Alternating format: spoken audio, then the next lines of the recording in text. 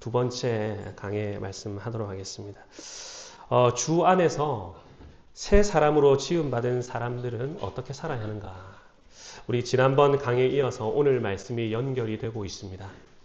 기억을 되살려 보면은 여러분 지난번 강의에서 새 사람의 생활에 대해서 말씀을 드렸는데요. 어떻게 살아가는 사람이 새 사람입니까? 거짓을 버리고 이웃과 더불어 참된 것을 말해야 됩니다. 분을 내어도 죄를 짓거나 또 해가 지도록 분을 품어서 마귀에게 틈을 주어서도 안 됩니다. 도둑질을 하는 자는 돌이켜서 가난한 자를 구제할 수 있도록 수고해야 하고, 더러운 말을 입 밖으로도 내지 말고 외려 덕을 세우는 선한 말, 은혜를 끼치는 그런 아름다운 말을 해야 합니다. 오늘 본문에서는 이 세 사람의 삶에 대해서 몇 가지를 더 첨언하고 있습니다.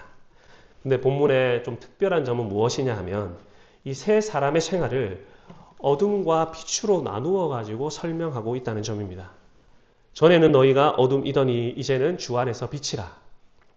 그러니 빛의 자녀들처럼 행하라.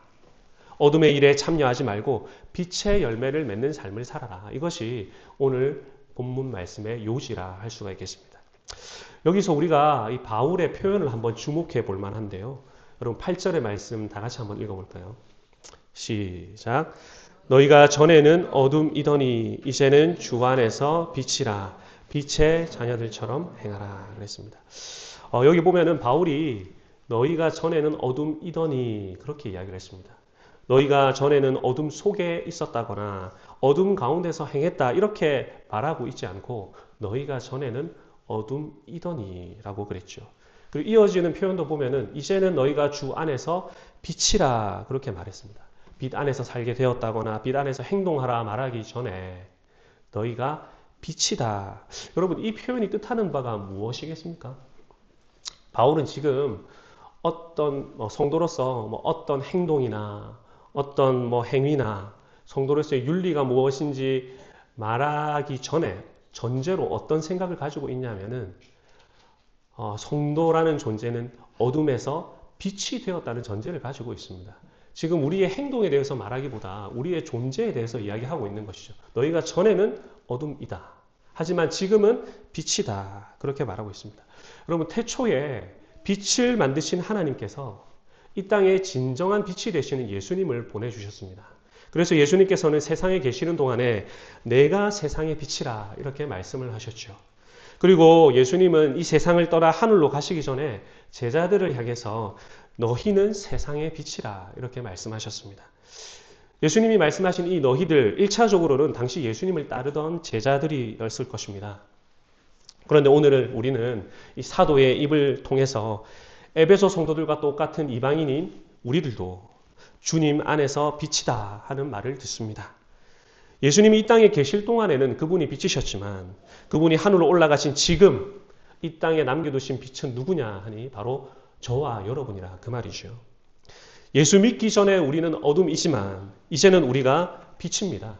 완전히 다른 사람, 다른 존재가 되었다 그 말이죠.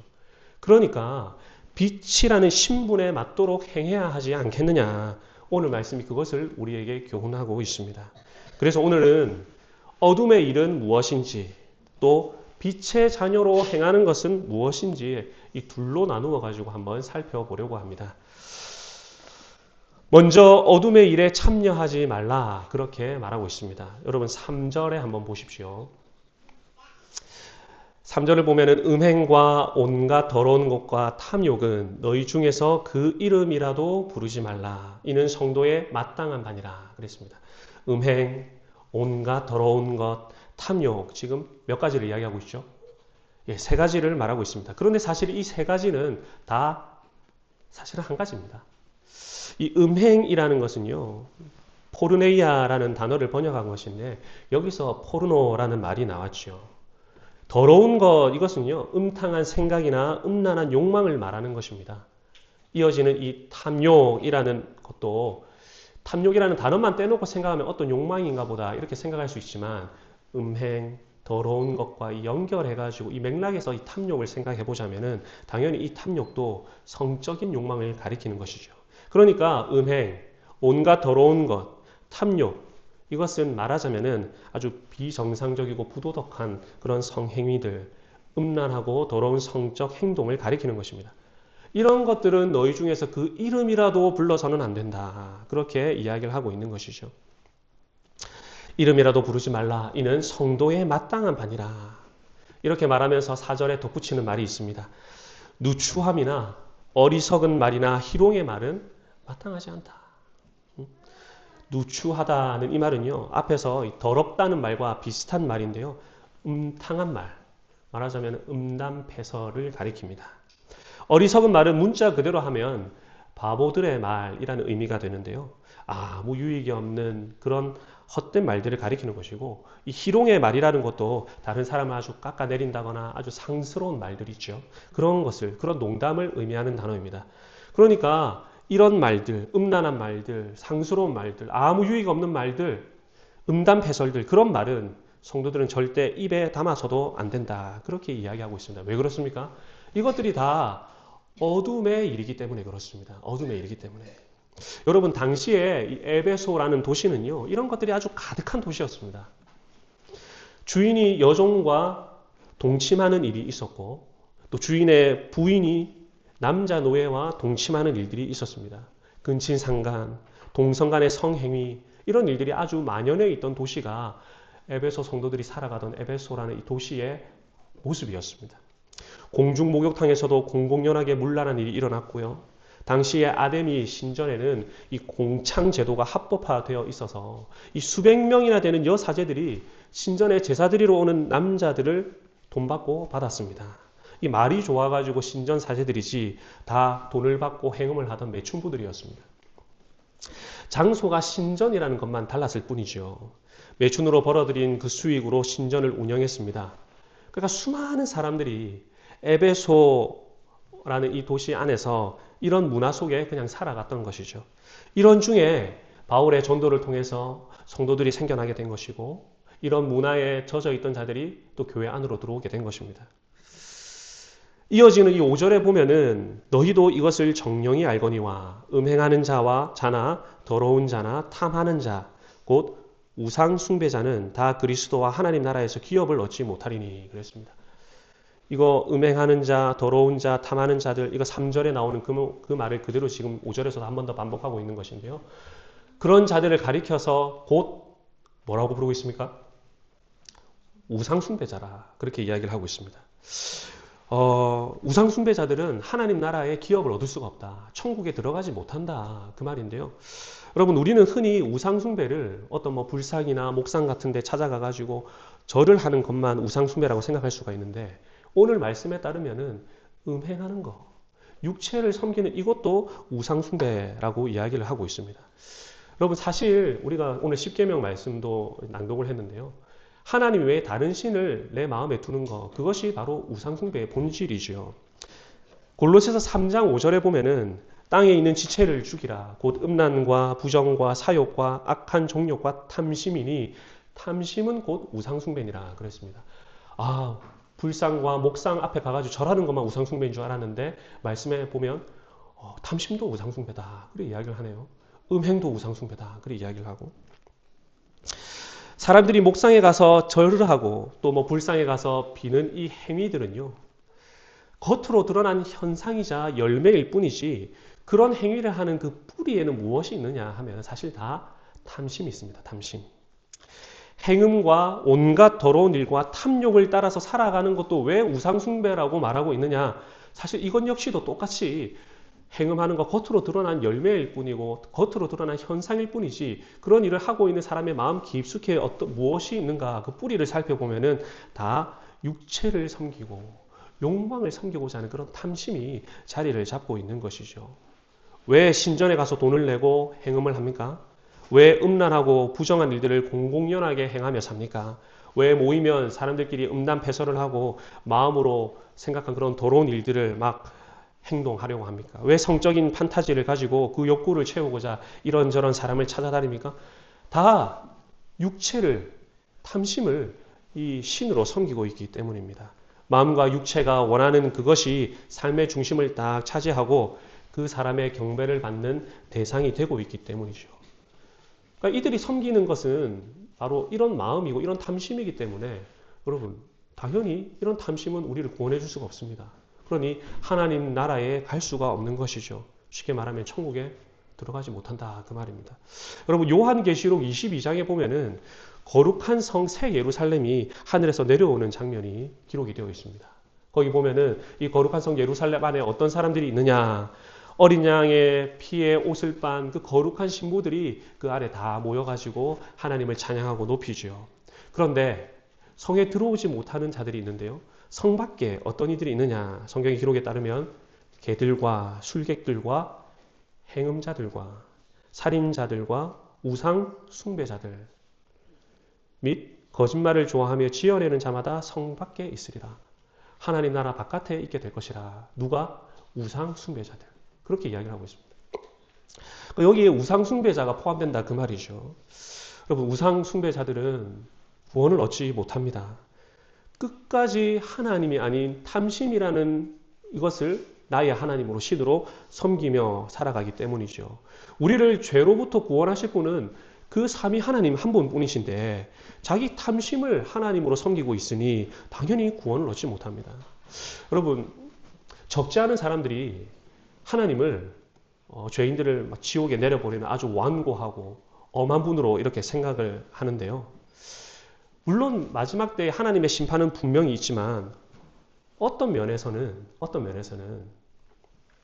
자기가 스스로 구원받지 못하는 삶, 자기가 스스로 지옥 가는 삶을 선택하기 때문에 그렇게 지옥으로 내려가는 것입니다. 여러분 C.S. 루이스가 지옥을 묘사할 때 이런 말을 자주 썼습니다. 지옥의 문은 안으로부터 잠겨있다. 지옥의 문은 안으로부터 잠겨있다. 스스로 하나님이 아닌 것을 예배하면서 끝까지 그것을 고집하느라 안에서부터 문을 잠궈놓기 때문에 밖에서 문을 열어줄 수가 없는 겁니다. 이해가 되시겠습니까? 끝까지 구원의 하나님을 향해서 문을 열지 않고 잠궈둔 채로 있는 것이죠. 왜? 그 우상을, 자기가 섬기고 있는 그 우상을 하나님이라고 믿으니까. 이게 무서운 것이죠. 나에게 탐심은 좀 있지만 그래도 나는 하나님을 믿으니까 나는 구원을 얻을 거야. 내가 조금 행음하고 문란하게 살아도 나는 교회 다니니까 하나님의 은혜로 구원을 받을 거야. 여러분 그렇지 않습니다. 탐심이 곧 우상숭배이기 때문에 탐욕, 육체의 욕망, 육체가 원하는 바를 따라가며 계속해서 살아가는 것은 내가 이 하나님이 아니라 이 탐심을 하나님으로 섬기고 있다는 분명한 증거이기 때문에 당연히 안에서부터 문을 잠궈놓고 열어놓지 않기 때문에 하나님을 찾지도 않기 때문에 당연히 심판을 받을 수밖에 없게 되는 것이죠. 하나님 나라의 기업을 얻지 못하는 삶으로 가게 되는 것입니다. 여러분 6절에 보면은 누구든지 헛된 말로 너희를 속이지 못하게 하라. 이를 인하여 하나님의 진노가 불순종의 아들들에게 임하나니 그러므로 저희와 함께 참여하는 자가 되지 말라. 그렇게 이야기를 했습니다. 헛된 말로 속이는 자들이 당시에 있었다 그 말이죠.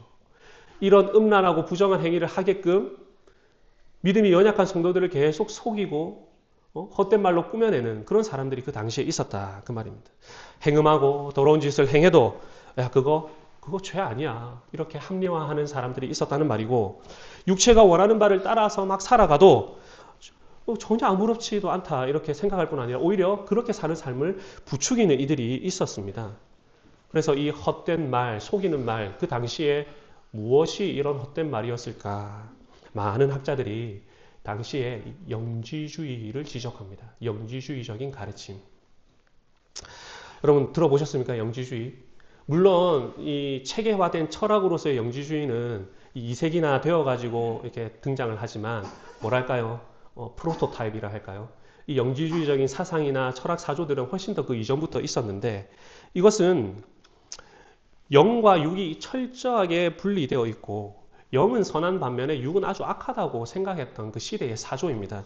그런데 이것이 왜 문제가 되느냐 하면은 우리 예수님의 성육신이라든지 예수님의 부활과 연결되기 때문에 이게 문제가 있는 거예요.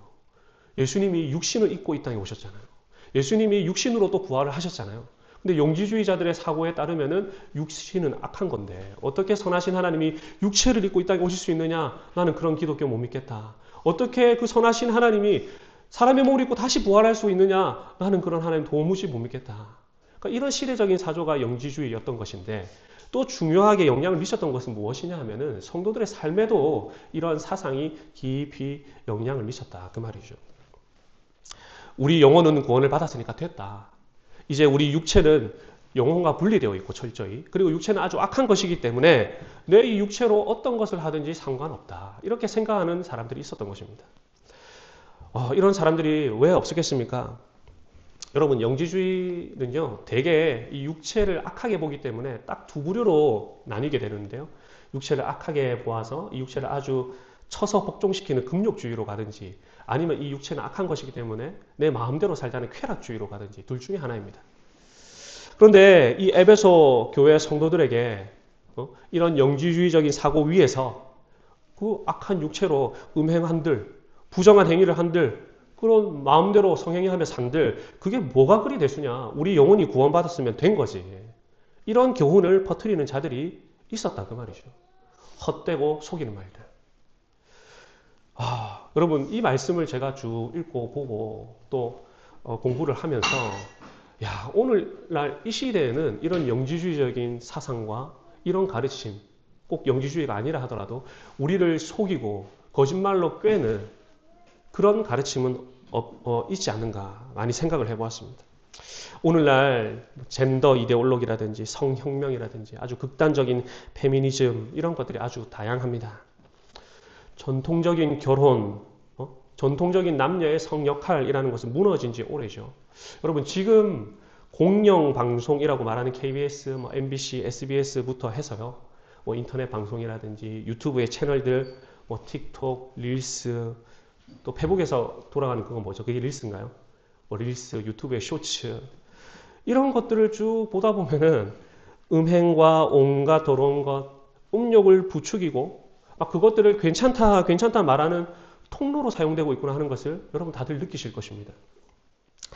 한 남자와 한 여자가 아름답게 만나가지고 결혼하는 이런 거는요, 오늘날 더 이상 이 참신한 방송의 소재가 아닌 듯 합니다.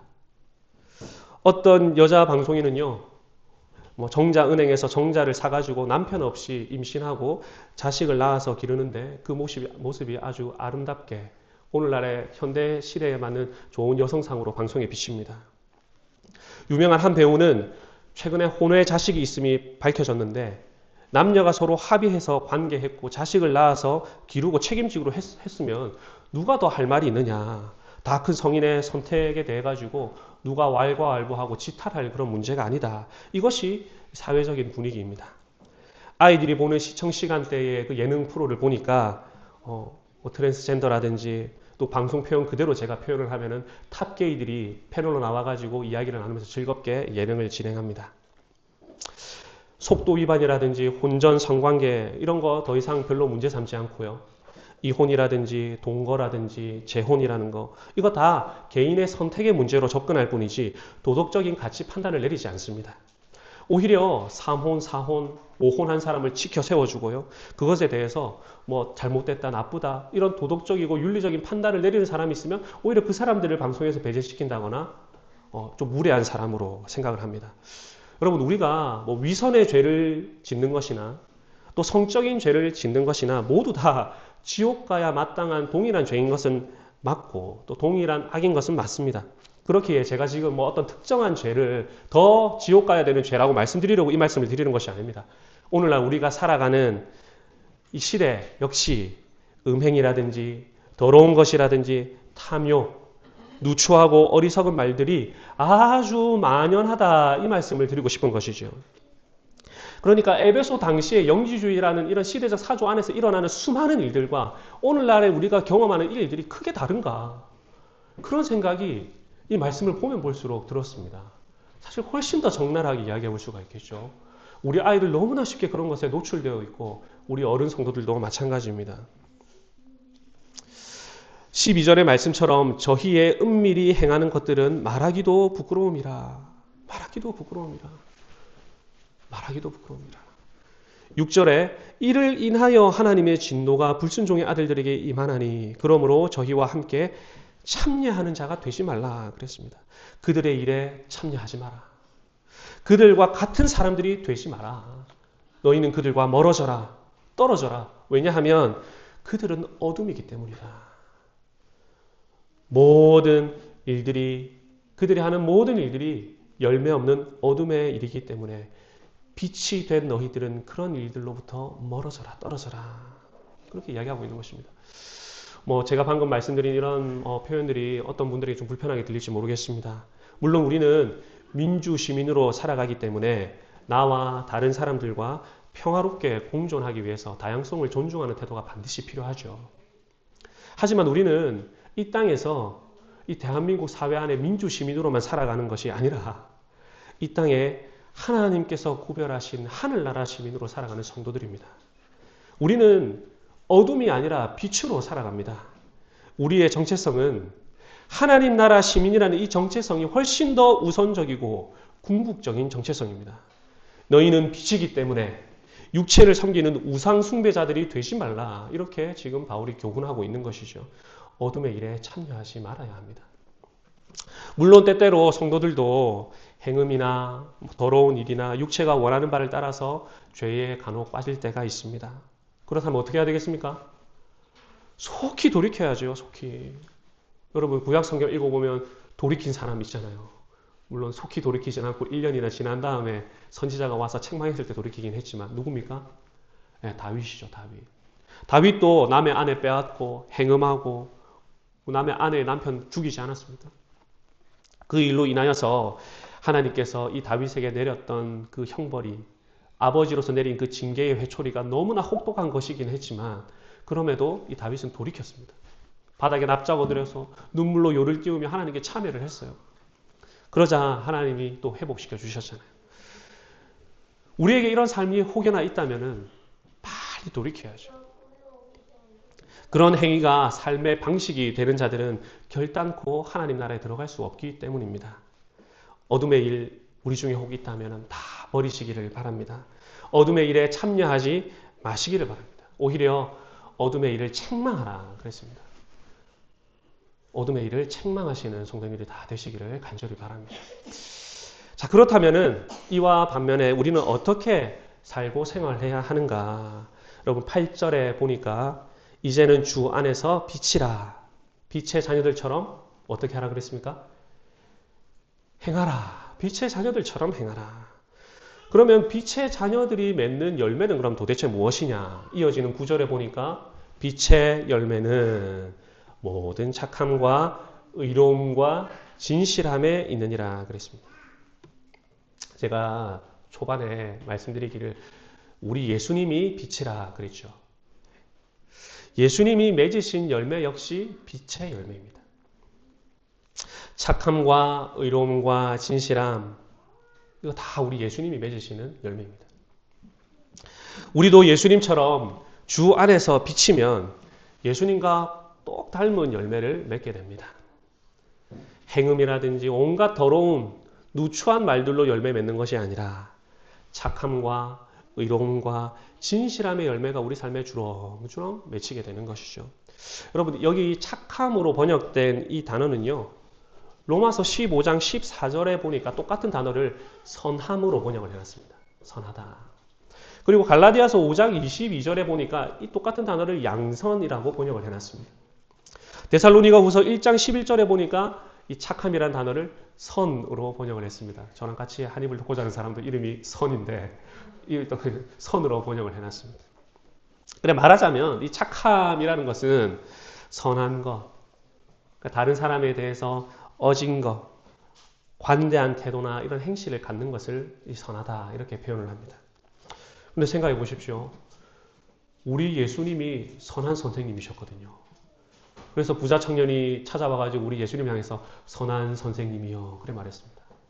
우리 예수님이 스스로 나는 선한 목자라 그러셨습니다. 그리고 예수님이 말씀하시기를 내가 아버지께로 말미암아 여러 가지 선한 일을 너희에게 보였거늘. 우리 예수님이야말로 착한 분이세요. 성경이 말하는 그 선한 일을 하시는 선한 열매를 맺으시는 분이더라 그 말이죠. 착함과 의로움과 진실함을 때 두 번째 이 의로움이라는 것은요. 불의를 버리고 하나님 아버지의 의로우신 뜻을 따르는 것을 이 의로움이라 이렇게 말할 수 있습니다. 내가 하늘로부터 내려온 것은 내 뜻을 행하려 함이 아니요 나를 보내신 이의 뜻을 행하려 함이니 나는 나의 원대로 하지 않고 나를 보내신 이의 원대로 하려는 고로 내 심판은 의로우니라 그랬습니다. 우리 예수님이 하시는 일이 의로운 일입니다. 그래서 요한일서 2장 29절에 보면은 너희가 그의 의로우신 줄을 알면 의를 행하는 자마다 그에게서 난 줄을 알리라 그랬습니다. 예수님을 의롭다 알고 그 안에서 있는 사람은 너희도 의의 열매를 맺게 된다. 그 말을 하고 있는 거죠. 그리고 마지막 이 진실함이라는 것은요. 진리를 말하는 것인데요. 알레테이아, truth를 말하는 것인데 진리가 우리 예수님이잖아요. 내가 곧 길이요 진리요 생명이니. 진리가 예수 그리스도입니다. 그렇기 때문에 지금 여기서 말하는 이 착함, 의로움, 진실함은 다 우리 예수님의 속성을 말하는 것이기도 합니다. 그러니까 우리가 맺어야 할 빛의 열매들은 예수님이 맺으신 열매와 같은 것들이에요.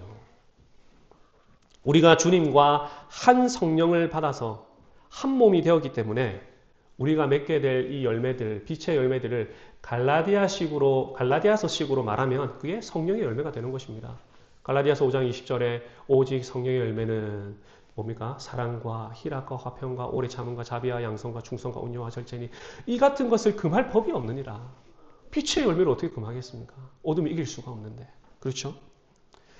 다른 사람들을 향해서 어질고 관대한 태도를 가지는 것, 헐벗고 불쌍한 자들을 향해 연민의 마음을 가지는 것, 불의를 기뻐하지 않고 정의롭게 행하는 것, 아버지의 뜻을 따라서 살아가는 것, 거짓보다 진실을 말하는 것, 더럽고 누추한 말을 입에 담기보다 계속해서 진리를 말하기를 기뻐하는 것, 이것이야말로 빛의 열매를 맺는 삶입니다. 빛으로 살아가는 삶이라 그 말이죠. 그리고 10절에 말씀해 보십시오. 주께 기쁘시게 할 것이 무엇인가 시험하여 보라 그랬습니다. 여러분 로마서 12장 2절 말씀 혹시 암송하시는 분 있으십니까?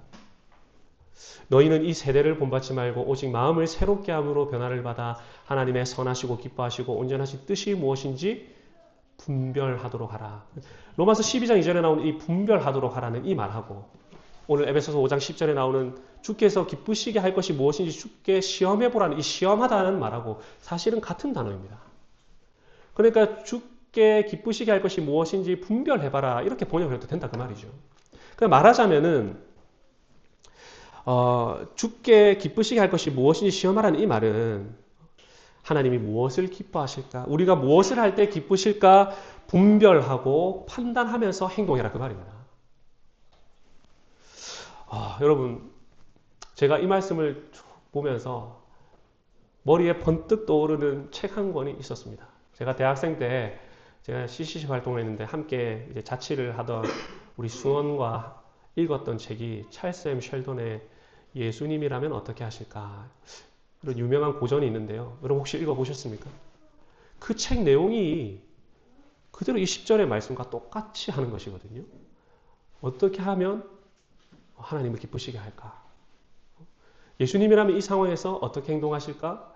판단하고 행동하는 그런 일화들로 가득 들어차 있는 책입니다. 1890년도에 출판된 책인데 이 셸던 목사님이 목회를 하면서 이 도시에 살아가는 모든 성도들이 다 힘을 합쳐가지고 예수님의 발자취를 따르고자 한다면 과연 어떤 일이 생길까? 이런 질문을 가지고서 이런 실험을 해본 거죠. 그렇게 나온 책입니다. 지역 신문사 사장이었던 노먼이라는 사람이 자기 신문에 평소에는 술, 담배 광고를 막 실었는데 이제 이 운동에 참여하고 나서 생각을 해본 거예요. 내가 사장이지만 아무리 이 지역 신문에 술 광고, 담배 광고 이런 것들을 실는 것 과연 예수님이 기뻐하실까? 어제 유원지에서 있었던 그런 권투 시합, 프로 권투 시합 그 기사를 내가 사장으로 있는 이 신문에 낸다면 예수님이라면 과연 이 기사를 읽으실까? 예수님이 사장이시라면 우리 지역의 이 신문을 어떻게 만드시려고 할까? 그렇게 질문을 하면서 행동을 하기 시작합니다. 주님께서 기쁘시게 할 것이 무엇인지 그거를 분별하면서 행동하는 것이죠. 꾀꼬리 같은 목소리를 가진 레이첼이라는 여성이 오페라 단장으로부터 입단 제안을 받게 됩니다. 함께 순회 공연을 다니게 되면은 명성도 없고 큰 부도 얻게 되는데 같이 가지 않을래? 이렇게 이야기하니까 이 솔리스트쯤 되겠죠. 고민을 한 거죠. 어떻게 하는 것이 과연 좋을까? 그때 어떤 질문을 했습니까? 예수님이라면 어떻게 하실까? 어떻게 하는 것이 주님을 기쁘시게 하는 것일까? 그렇게 고민을 해보니까 내가 그 단장의 제안을 받아들여서 순회 공연을 가게 되면은 부자들 앞에서 수많은 돈을 받으면서 내가 노래를 할 수 있겠지만 주일 성수도 못하고 찬양대에서 섬기는 것도 못하게 되고 과연 예수님이란 어떤 선택을 하실까? 번뜩 바로 답이 나온 것입니다. 그리고 나의 이 꾀꼬리 같은 이 목소리 하나님께서 주셨는데 이 목소리를 부자들 앞에서 돈을 많이 지불할 수 있는 그 사람들 앞에서만 부르는 것이 맞을까? 아니면 평생 한번 들을 수도 없는, 오페라에 가볼 수도 없는 그런 불쌍하고 연약한 사람들을 위해서 이 목소리를 사용하는 것이 맞을까? 그렇게 고민하고 질문하고 판단하면서 분별하면서 행동을 하기 시작했던 것입니다. 예수님이 사장이시라면, 예수님이 노래를 기가 막히게 부르는 찬양대원이시라면, 또 철도 공작소 현장 소장이시라면 이 역시 이런 예화들도 있거든요. 과연 어떻게 하실까? 그래서 한때 WWJD라는 운동도 있었습니다. 여러분 혹시 들어보셨습니까? What would Jesus do? 예수님이라면 어떻게 하실까? 그러니까 일상생활에서 늘 이것을 생각하면서 행동을 하는 것이죠. 셸든 목사님이 목회하시던 그 지역에 주를 기쁘시게 할 것이 무엇인지 시험해보는 수많은 빛의 자녀들로 인해 가지고 그 어둠 가운데 있던 그 도시가 환하게 밝아지는 일이 생기게 되었습니다. 오늘 결론의 말씀입니다. 여러분 14절 말씀에 보면은 그러므로 이르시기를 그 뒷부분 다 같이 한번 읽어볼까요? 잠자는 자여 깨어서 죽은 자들 가운데서 일어나라. 그리스도께서 내게 비치시리라 하셨느니라. 그랬습니다. 잠자는 자여 깨어라. 죽은 자들 가운데서 일어나라. 그랬습니다. 우리가 이 맥락을 따라서 쭉 읽어본다면 지금 바울이 14절에서 말하는 이 잠자는 자들 누구를 가리키는 것일까요? 이거 예수님을 믿지만 여전히 어둠의 일에 참여하면서 죽은 자처럼 살아가고 있는 사람들을 가리키는 말입니다. 그래서 잠자는 자들 이렇게 이야기를 하고 있죠. 주 안에서 빛이 되었는데 어둠으로 살고 있는 자들, 빛의 자녀들로 빛의 열매를 맺어야 되는 자녀들인데 열매 없는 어둠의 일에 계속해서 동참하고 있는 자들을 가리켜서 잠자는 자여 깨어라 그렇게 이야기하고 있는 것이죠. 그들을 향해서 결론적으로 바울이 하고 있는 말이 무엇이냐? 죽은 자들 가운데서 깨어 일어나라 그렇게 말합니다. 이제 어둠의 일을 벗어버리고 주께 기쁘시게 할 것이 무엇인가 시험하면서 빛의 자녀들처럼 빛의 열매를 맺으라 그렇게 교훈하고 있습니다. 여러분 새 사람의 생활이라는 거 오늘 말씀에 따르면 어둠의 일을 벗어버리고 빛의 열매를 맺는 삶입니다.